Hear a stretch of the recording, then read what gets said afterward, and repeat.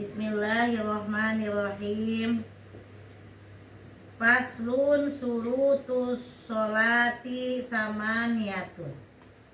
Toharatul hadasaini wa toharatu anin najasati fisaubi wal badani wal makani wasatrul aurati wastiqbalul kiblati wa dukhulul waqti wal ilmu bifardiyatiha wa alla ya'taqida fardon min furudiha sunnatan wajtinabul mubtilati al ahdasu isnan asgharu wa akbaru wal asgharu ma aujabal wudu'a wal akbaru ma aujabal ghusla.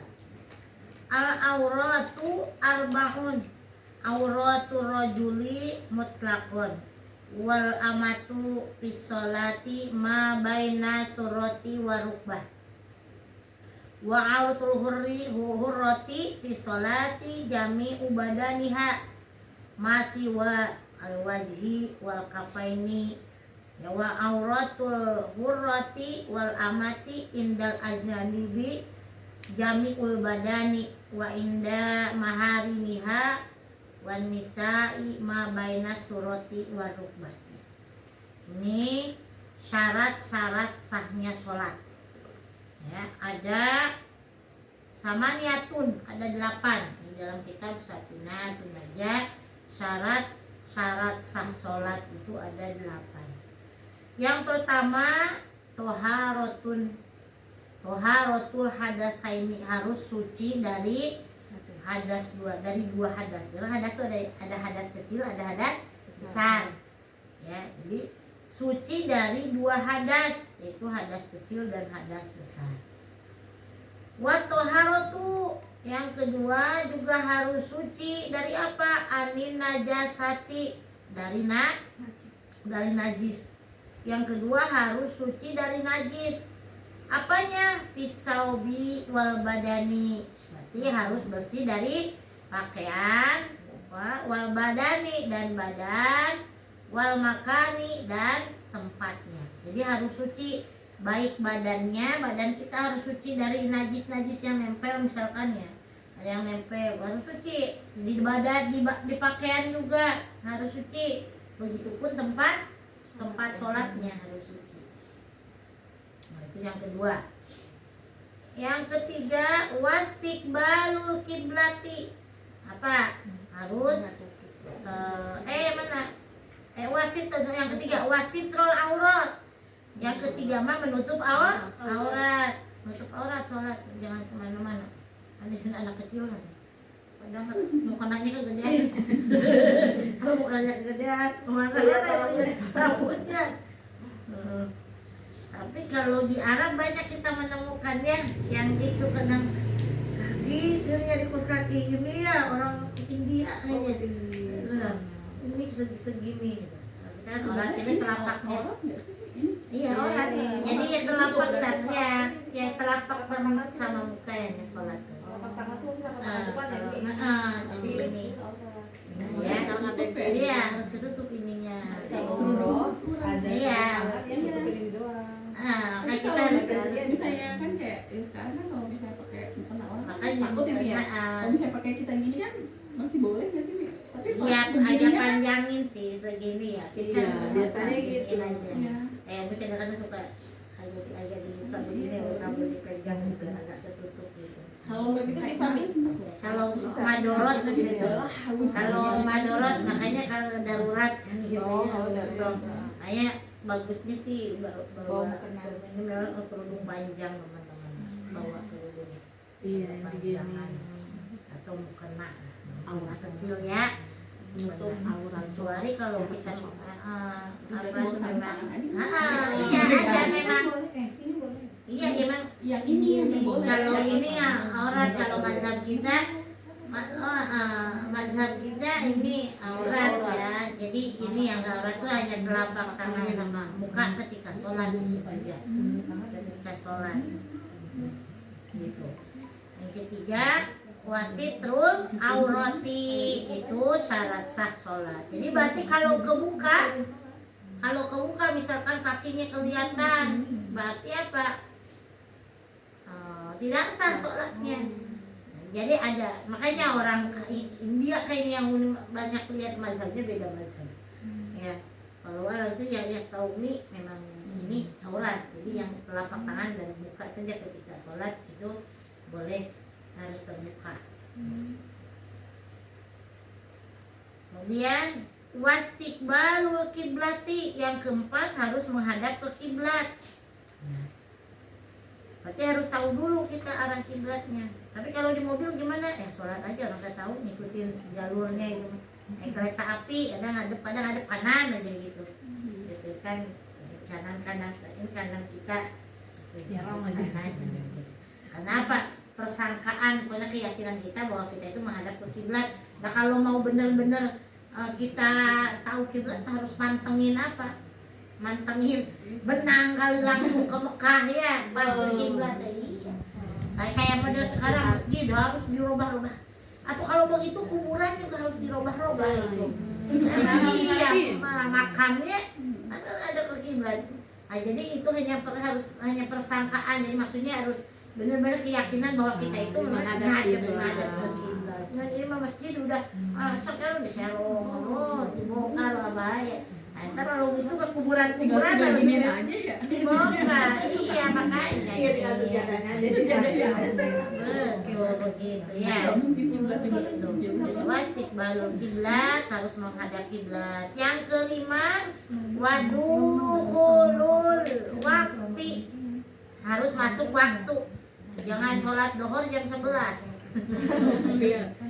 Dulu juga ada yang nanya, Bu Mimi gimana kan saya kerja katanya di Jakarta, takut ketinggalan kereta, saya berangkat sebelum subuh saya sholat di stasiun. Atau itu bukan sholat subuh, ini subuh mah. Terus gimana? Ya jangan sholat tahajud kata itu mah sebelum subuh mah gitu. Terus ya udah, dan ya kalau begitu ya nunggu dulu. Nah, ini itu keretanya tuh katanya ya di sini. Kereta itu dia sebelum subuh berangkatnya. Pas nyampe keburu pasti pas nyampe nanti sana sholat di situ di stasiun yang sesudahnya. Kan Jakarta mah kan jalur Jakarta ini. Oh, ini sebelum subuh sholat, tapi bukan sholat subuh, kerajinan amat. Belum waktunya. Ya itu jadi sebelum harus sudah masuk waktu sholat. Jadi jangan nunggu azan. Terkadang mic-nya mungkin kan mati listrik kalau nggak ada azan. Kalau sudah tahu waktunya sholat misalkan jam sekian, sholat aja. Jangan nanti nunggu azan nggak sholat. Iya. Nggak kedengeran nggak ada. Mati lampu boleh jadi kan Iya. ada aliran gitu. Jadi menghadap kiblat, kemudian harus sudah tepat, maksudnya udah masuk waktu sholat. Wal ilmu, dan harus tahu, mengetahui apa katanya bipardiatiha, harus tahu tentang keparduannya sholat. Kalau sholat yang misalkan kita sholat nih, mau sholat duhur, kita tuh harus tahu bahwa sholat duhur itu adalah fardu. Kita mau sholat asar, harus tahu bahwa sholat asar itu adalah fardu. Gitu ya, harus mengetahui tentang keparduan ya sholat yang fardu. Wa alla ya'taqida, dan jangan meyakinkan ya fardun min furudiha sunnatan. Jadi jangan meyakinkan suatu sholat fardu diyakini apa? Sunnah. Gitu. Ya, sholat duhur tapi yakinnya bahwa sholat duhur itu adalah sunnah, bukan begitu. Nggak boleh beriktikan seperti itu. Jadi tidak menganggap satu kefarduannya dalam perbuatan sholat fardu itu dianggap yang sunnah, karena tadi sudah mengetahui kan bahwa ini itu adalah sholat fardu. Jadi tidak boleh meyakinkan bahwa satu sholat fardu itu menjadi sunnah, gitu kan. Kemudian wajtinabul mubtilati, nah dan menjauhi apa? Meninggalkan, bukan menjauhi di sini. Nah, dia menjauhi atau meninggalkan apa-apa yang membatalkan sholat. Jadi meninggalkan hal-hal yang sekiranya membatalkan sholat. Misalkan anaknya teriak, "Mom, apa?" Kita lagi sholat, jawab batal. Atau misalkan kentut ya kerasa batal. Atau ada makanan, di sisa makanan nyohil dimakan batal. Awas, tadi ada nempel dari dia dimakan itu awas, hati-hati. Nanti itu tinggal sepele gitu. Kalau nggak tahu kapan sayang dimakan, dia buang. Pokoknya jangan nyuhil kalau lagi itu. Ya, udah dapat. Ada 8 ya? Sudah. 8. Tidak menganggap satu fardu tidak jadi menganggap sunnah. Nah itu ya syarat-syarat sahnya sholat ada 8. Itu yang pertama apa tadi?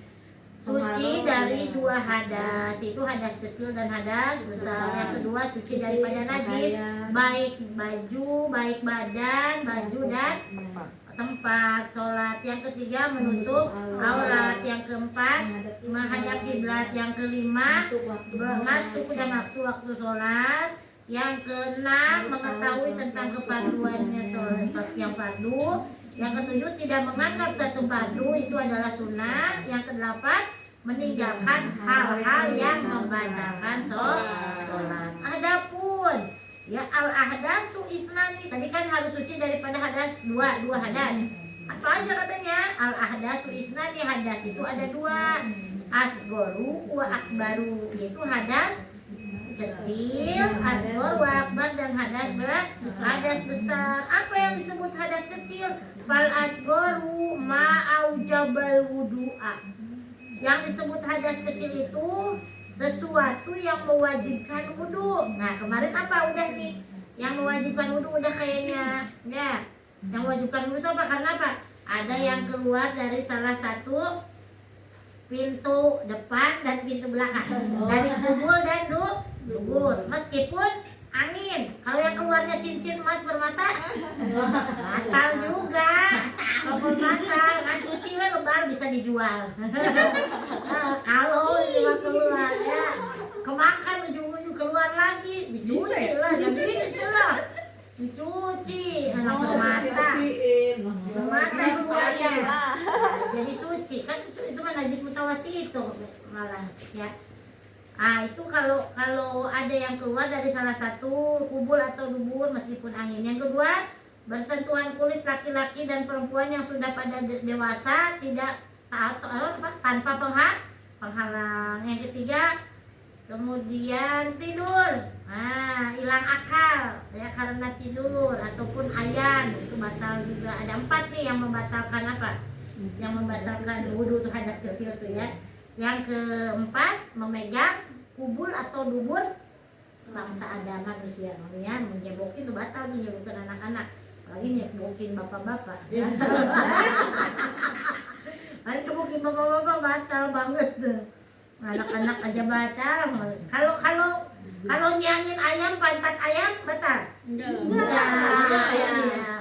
Kan yang batal teh bangsa Adam. Ya, kalau yang batal ayam, kan kita lagi nyangin ayam dia punya wudu, kepegang pantat ayamnya nggak batal. Nah itu fal asgoru ma'aujabal wudu'a. Jadi hadas kecil itu adalah yang sesuatu yang membatalkan wudu. Wal akbaru, dan adapun ya najis apa? Hadas besar ma'aujabal ghusla. Sesuatu yang mewajibkan mandi. Nah, yang mewajibkan mandi itu apa? Haidnya ada 6. Yang wajibkan mandi. Apa? Kemarin udah apa nih? Ya, karena apa? Junubnya ada 6. Yang wajibkan mandi itu karena junub. Yang karena junub itu haid, habis melahirkan, habis nifas, kemudian habis bersenggama, kemudian lagi ada 6 yang wajib mandi itu.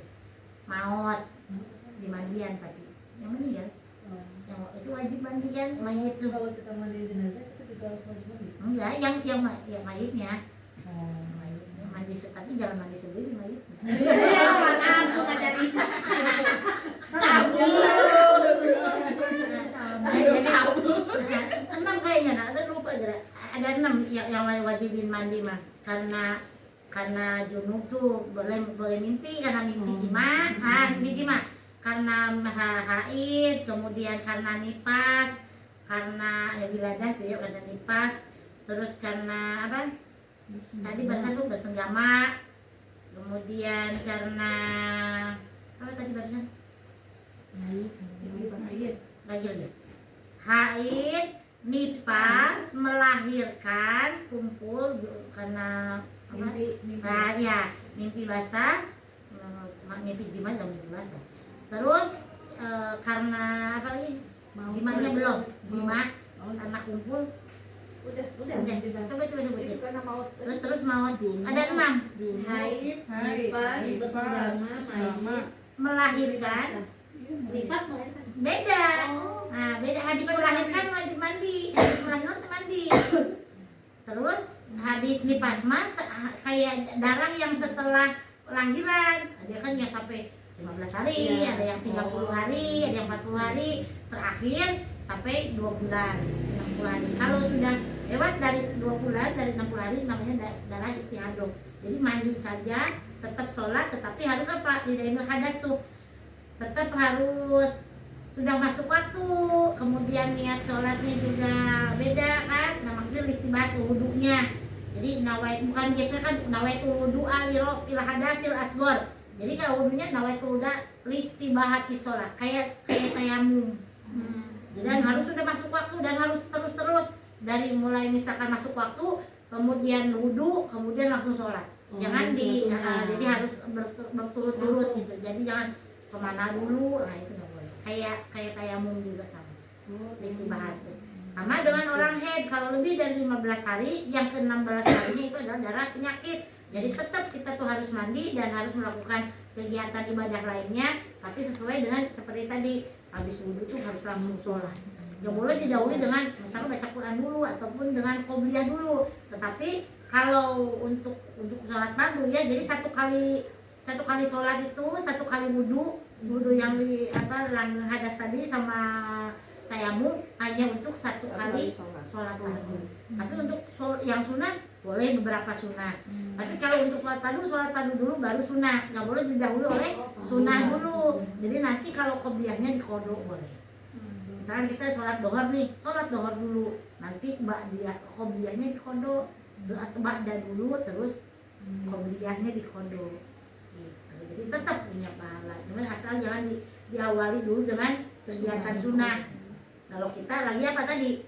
Langgeng hadas. Kalau misalkan nipasnya kelamaan lebih dari 2 bulan atau haidnya kelamaan lebih dari 15 hari, karena zaman suci paling zaman haid tuh paling banyak 15 hari. Tadi hitung lagi sampai misalkan kalau udah 15 hari tetap begitu, hitung lagi itu haid. Gitu. Terus aja nih. Jadi setiap mau sholat itu kita mandi dulu. Enggak mandi, Jadi ya cuma cuma wudhu wudhu aja bersihin gitu. Tapi wudhunya tadi niatnya nawaitul wudu'a listibahati sholati badal lillahi ta'ala. Karena hanya dibolehkannya sholat ya.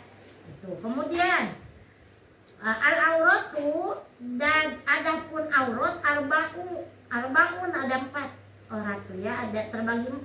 Apa aja? Auratu rajuli mutlaqan. Nah, aurat laki-laki itu baik dalam sholat maupun di luar sholat adalah antara apa? Antara pusat dan lutut. Ya, wal amatu, kemudian amat perempuan. Dalam sholat ma baina surati wa rukbah. Ya, jadi auratnya budak perempuan gitu. Aurat laki-laki baik dalam sholat maupun di luar sholat ya, tetap antara pusat baina surati wa rukbah, antara pusat dan lutut. Ya begitupun aurat apa budak perempuan sama budak tuh kalau zaman dulu kan ada perbudakan tuh. Perbudak kayak Bilal kan dulu tuh budak tuh. Nah itu auratnya baina surati wa rukbah. Kayak antara pusat sama lutut gitu ya. Sekarang udah ada kali ya. Atau udah masih ada nggak dari apa sama dari sana perbudakan itu? Nggak ada ya sekarang ya, makanya setelah ada zamannya Rasul itu memang perbudakan udah ada yang menjajah model gitu ya. Oh iya, karena dianggap budak. Masih diakui, masih menerima mereka kalau itu seperti itu. Dan ngelihat jadi aurat perempuan itu ketika sholat, ketika sholat mah apa itu seluruh tubuh kecuali apa wajah dan telapak tangan tuh ya. Jadi nanti sholat mah baina surati wa rukbah tuh auratul hurriyah ya, auratnya perempuan merdeka fi sholat di dalam sholat jami'u badaniha seluruh badan masiwa kecuali wajhi wal kafain itu kecuali muka dan apa telapak tangan ya, al wajhi wal kafain. Wa auratul hurrati wal amati indal ajanibi jami'ul badan, dan auratnya perempuan merdeka dan amat ya, aurat orang perempuan yang merdeka dan budak perempuan di hadapan siapa orang dengan apa ya, orang lain maksudnya ya, jami'ul badan seluruh badan wa inda maharimiha dan bukan mahramnya ya, jadi seluruh badan sebenarnya. Wanisa apa nih baik ma baina surati wa rukbah, tetapi antara sesama perempuan baina surati wa rukbah. Kita nih kalau kita sama-sama perempuan baina surati wa rukbah. Jadi neneknya gubal-gabel enggak apa-apa. Sebenarnya boleh nggak sih antara kayak kita kayak gini gitu kan ketemuan terus tapi nggak berjilbab. Boleh kan auratnya kan barusan baina surati wa rukbah. Antara Pak Yusuf paha yang aurat baina surati antara pusat dan lutut. Nah cekumi ini udah gabel udah sama perempuan nggak apa-apa. Apa kagak aurat? Bukannya ada nih ini Apa? ada sesama wanita walaupun muslimah sesama wanita gitu tetap ada batasannya nggak boleh Nggak boleh. Ya kalau di dalam kita Safinatun Najih itu baina surati wa rukbah. Antara pusat dan lutut itu itu auratnya. Itu kan cuma kita man risih kan, Iya, khawatir risih. itu kesopanan. Tapi kalau sama non muslim itu betul.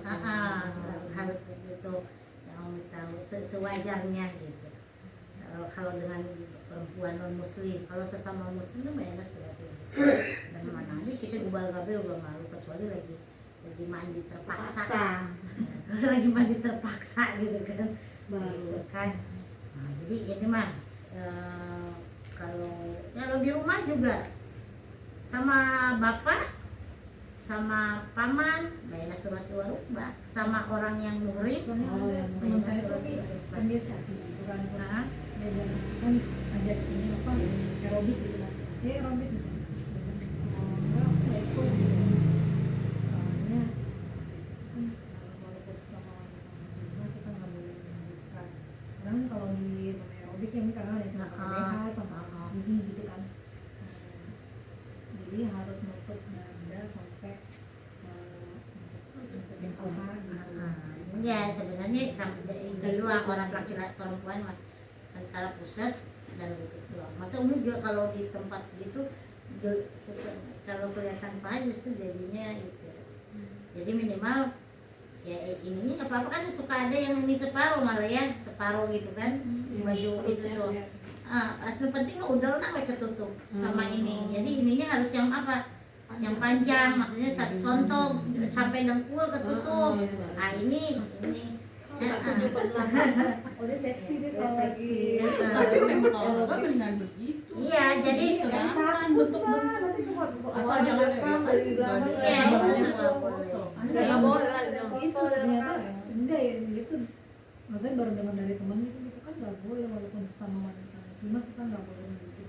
dada gitu kan sampai Kalau di dalam kitab ini maksudnya gitu. enggak. Ya, jadi sesama wanita auratnya baina surati wal rukbah. Jadi antara pusat dan lutut. Jadi itu khawatir.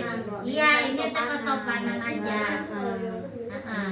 Berarti boleh ya? Boleh, cuman asal pakai tank top, asal udelnya sampai sini, pokoknya paha yang nggak boleh itu, paha. Jadi kalau ini ya, Menurut gimana? oh kalau diurut itu lain lagi, kan pengobatan. Iya, boleh. Boro-boro itu karena Semua dikerokin. apa namanya dokter kandungan, dokter kandungan tuh Lihat lagi asal itu aja. laki-laki aja ngodoknya kayak perempuan. Nah itu ya, kita kan ada itunya. kebolehan tabib itu ada bolehnya, walau alam bisawab, mudah-mudahan banyak manfaat. Ya insya Allah paham ya tentang masalah syarat-syarat sah sholat, kemudian yang batalkan sholat, kemudian batasan-batasan aurat. Jadi kalau untuk sama perempuan yang muslim, bayna sholat wajib badan, yang mahram kita ya ayah, ya paman, ya uwa gitu, itu bayna sholat wajib badan. Cuman kan malu aja kita aja nggak deket ayah, udah gede apalagi. Ya kalau perempuannya. Iya, oh Kalau iya. aku nggak pakai dalam aja. Malah iya, malu padahal mah nggak apa-apa. Iya. Kalau Abi udah tahu Mi. Ya pokoknya mah. Iya, dia nggak suka nggak pakai itu. Istilahnya Bapak jadi gendong tapi nggak kolek gitu. Iya. gitu kan anak-anak mah. Gitu gantung. Jadi tahu yang penting Yang tahu penting batasan. sopan. Jadi kesopanan. Kalau sesama non muslim ya kita harus yang udah Iya, tahu sama ya, muslim. batas kesopanan kita gitu. Terbuka. Ya, walau alam bisawab, mudah-mudahan banyak manfaat. Bismillahirrahmanirrahim. Rabbi auzi'ni an ashkura ni'mataka allati an'amta 'alayya wa 'ala walidayya wa an a'mala sholihan tardahu wa adkhilni bi rahmatika fi ibadikas sholihin. Subhanakallahumma wa bihamdika asyhadu an la ilaha illa anta